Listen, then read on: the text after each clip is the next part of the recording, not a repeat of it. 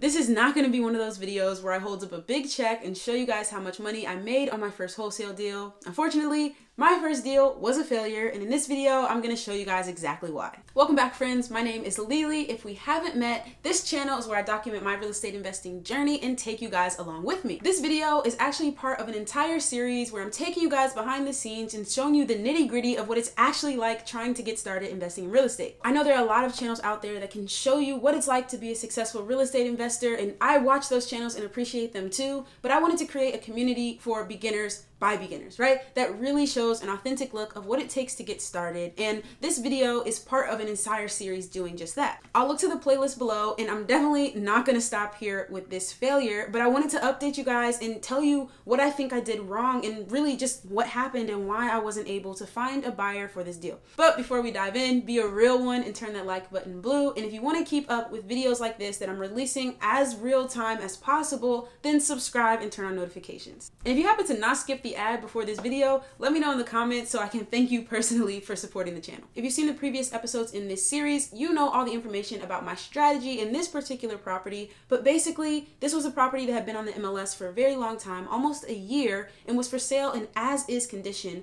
So I knew that the property was going to need some work, and that's why I was able to get it under market value. The house had some relatively serious foundation issues that we think were caused either by a plumbing leak or by the house not having gutters and all of the rainwater for multiple years pooling around the house and causing the foundation to sink. So there was basically a 2-inch gap between the bottom of the baseboards and the actual floor throughout the entire house. So this property was probably worth $140,000 without those issues. It was listed for $119,000, and I was able to get it under contract at $102,000. The first issue with this deal though, which I can now see in hindsight, but I didn't really know how big of a problem it was going to be at the time, was that this area, there was not a lot of investor activity in terms of fixing up properties and reselling them. There were investors who were purchasing properties to use as rentals, but not people who were going in, putting in a lot of money, and then reselling. So because in my market, there are more investors who are trying to do those flip properties than there are investors who are just looking for rentals, it meant that the cash buyers that I was going to be able to present this deal to was a smaller pool than I would have liked. So that smaller pool of buyers combined with the structural issues, which a lot of investors don't like to deal with, but especially rental investors, was really the first big issue with this deal. Hey, we just got a text that another offer was accepted. So again, this is happening in real time. I'll show you guys this text message, but I failed on this first deal, but I'm still putting out offers. So we did just get another offer accepted. I'll update you guys on that in a future video once I kind of get all the details together. So let me go back to what we were talking about. But at the time I got this offer accepted, which I talked about in the last video in this playlist, I wasn't aware of how big of an issue that would be. I also talked to you guys about how I let this agent double dip on the commissions, meaning I let her represent me for the buyer's side just on this one deal so that she could get both 3% commissions for a total of 6%. And I told her, hey, I'm a local investor. I partner with other investors who make cash purchases. My job is to find the deals. Then I take them to them and they provide the cash. So while I didn't say I'm a wholesaler, she knew the situation, that I wasn't the one with the cash, that I was going to be partnering. And so from that perspective, things went really smooth. I put together a property information packet for those investors. Once I got the property under contract, I submitted $1,000 of earnest money, and I had a 10-day period to find a cash buyer. I'm going to show you guys exactly how I found those cash buyers. So when I go into PropStream and I look at this particular property, so I decided to zoom out and find the reasonable area where I think, okay, if somebody purchased a property in this area, they would probably be interested in mine. And I know this area, and so I know about like these 2 square blocks are very, very similar. So what I did was I hit the search function, then I come up here, I outline this area, and then I hit search. As I'm seeing the properties that were purchased for cash. So those are a good indication that those properties were made, that those purchases were made by investors. So another thing that I want to do is I want to make sure that those purchases were in the last 2 years. So I know these are relatively active cash buyers who have purchased properties in this area in the last 2 years. So I've got 22. And that's about what I decided to skip trace. I just selected this list right here, unique properties. I added it to my list. I went into PropStream. I did a tutorial on exactly how to skip trace lists, but I went into PropStream, I skip traced it, and I started calling these these investors and saying, hi, my name is Lily. I'm a local wholesaler and I have a property under contract that I'm looking to assign. Are you adding more properties to your portfolio? So that went okay. I would say I got a lot of voicemails from the actual investors. I did get them to call me back, which was something different Then when I was cold calling homeowners, like no one ever called me back. But investors, when they got that message, they were like, yeah, I am interested. What do you got? I had some people who answered. I had some people who made a cash purchase but weren't investors. They were just like, what are you talking about? And those were just homeowners who had the cash, so they purchased the house. More power to them. And so I did get about 5 to 10 people from this list that were interested in me sending them the property detail packet. So that was kind of the first way that I found cash buyers, but I didn't think that 10 was enough. I wanted to find as many as possible to give myself the best chance of getting this deal offloaded, which, as you know, I didn't do, but at the time, kind of what I was working towards was that. I also posted the deal in some local investor groups on Facebook and had a couple of people reach out to me there. I also did something that I got as a suggestion from one of you guys, which was call other wholesalers, right? So if I look on Google, I typed in sell my house fast in Tulsa, Oklahoma, right? And so there were ads being run at the top of the Google page by local wholesalers. I know that if they're paying for ads on Google, they're probably one of the big time wholesalers. And although I didn't want them to like wholesale my wholesale deal, but I did want to offer it to them. They could purchase it directly from me, and then maybe they keep it themselves. Maybe they go on to sell it again. Who knows? So I called there and I got about 2 or 3 wholesaling companies that were interested in the deal. So overall, I probably sent this deal out to about 25, maybe 30 people. I never heard from probably about 15 of them, and by the time it was all said and done, only about 3 or 4 people were actually interested in this particular property. A couple of days later, I had the inspection open house where I got the agent to open the house for me, and I was gonna let the investors go in and do all of their inspections and walk through the property, maybe bring their contractor with them, whatever they wanted to do to see this deal and see if that was something that they wanted to purchase. Unfortunately, while I was sitting outside in my car, no one was showing up. Like, I was just sitting there. I was going to be really embarrassed because the agent was sitting in her car too. We just, we're both doing some work. And I was like, man, if nobody shows up, this is going to look really, really bad. And so what I did was the people who showed interest, about those 5 people who got back to me, I emailed them or sent them texts and were just like, hey, just want to check in, see if you're coming to open house.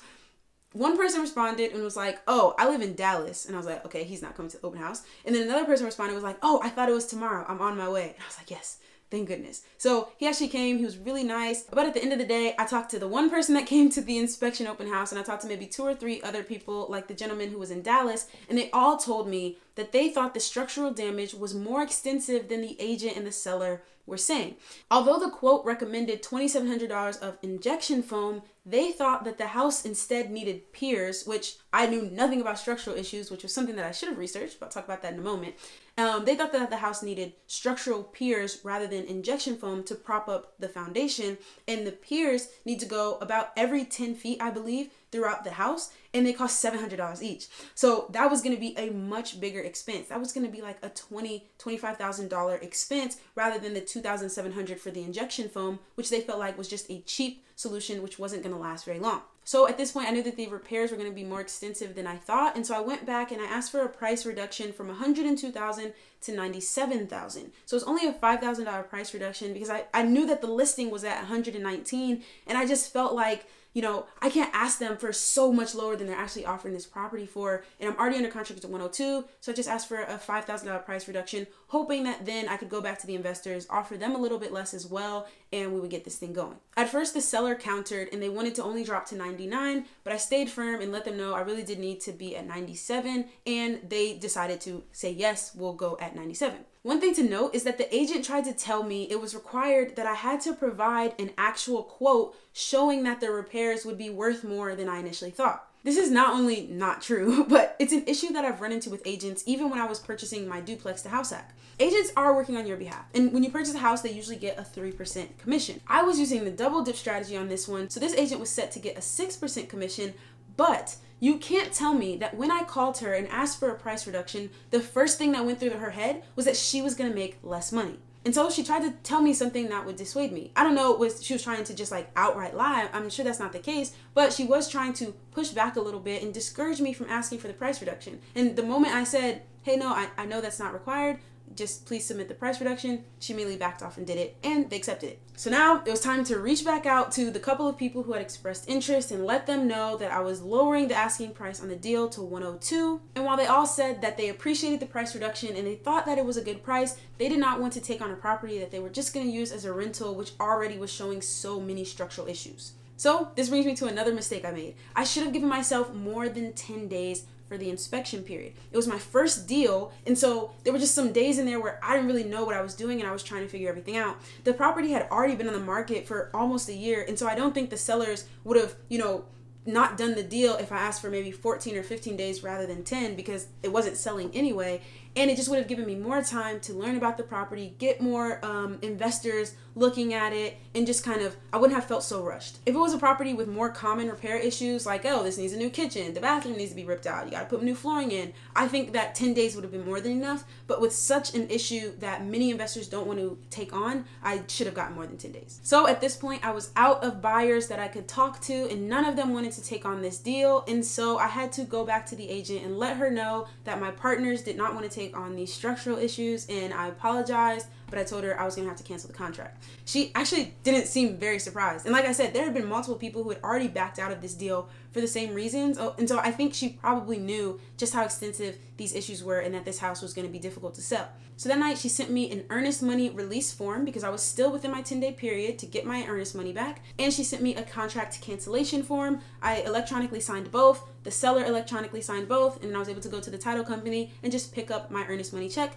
So I didn't lose any money. I did spend time on this deal, but I learned a ton. And I made good connections with those cash buyers who I was discussing the deal with. They told me more about their buy criteria so I can run my numbers better on the front end before I ever offer on a house. They also told me, hey, send me what you've got and I'll look at it. And this one maybe didn't work out, but send me the next one and we'll see what happens. So now I don't have to go back and skip trace another list. I have about 5 to 10 people that I can send deals to and see if they're interested in. So while this was technically on paper a failure, I do have more confidence moving forward that this is something I can get done.